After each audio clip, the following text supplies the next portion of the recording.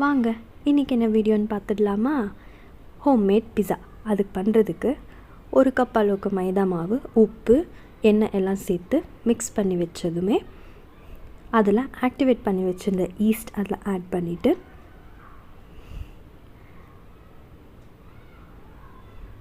Overall நல்லா mix பண்ணதுமே இந்த மாதிரி ட்ரான்ஸ்ஃபர் பண்ணி இழுத்து நல்ல மாவை ஒரு 15 நிமிஷமாவது நம்ம பிசையணும். அப்போ தான் மாவு நல்லா உப்பி வரும்.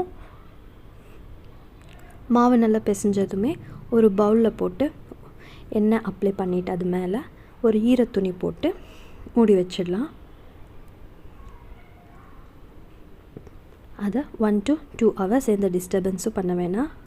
அப்புறமா இந்த மாதிரி ஒரு குக்கரில் உப்பு போட்டு மூடி வச்சிடலாம். அது ஒரு 15 minutes ஹீட் ஏறட்டும். அதுக்கப்புறமா 2 hours கழித்து அந்த மாவை ஓப்பன் பண்ணி பார்த்தா இந்த மாதிரி நல்லா உப்பி வரும்.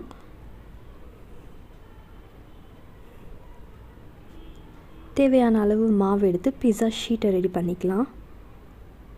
அது மேலே டொமேட்டோ சாஸ் இருந்தால் டொமேட்டோ சாஸ், இல்லாட்டி பிஸா சாஸ் இருந்தால் அப்ளை பண்ணிக்கலாம்.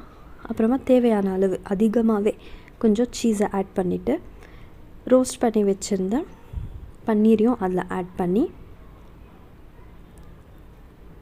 இன்னும் டாப்பிங்ஸ் அதிகமாக வேணும்னா கேப்சிகம், கார்ன், டொமேட்டோஸ், ஆனியன் எல்லாமே போட்டு அது மேலேயும் நல்ல சீஸை ஆட் பண்ணிக்கலாம். எவ்வளோ அதிகமாக சீஸ் சேர்க்குறோமோ அவ்வளோ நல்லாயிருக்கும்.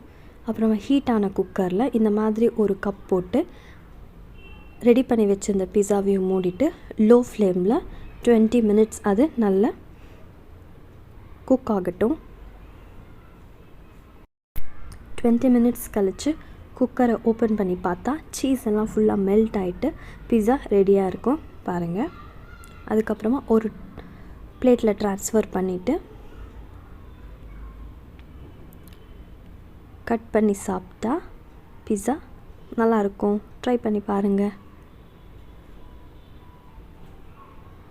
மறக்காமல் சப்ஸ்கிரைப் பண்ணிவிடுங்க. இன்றைக்கான வீடியோ அவ்வளோதான். பாய்.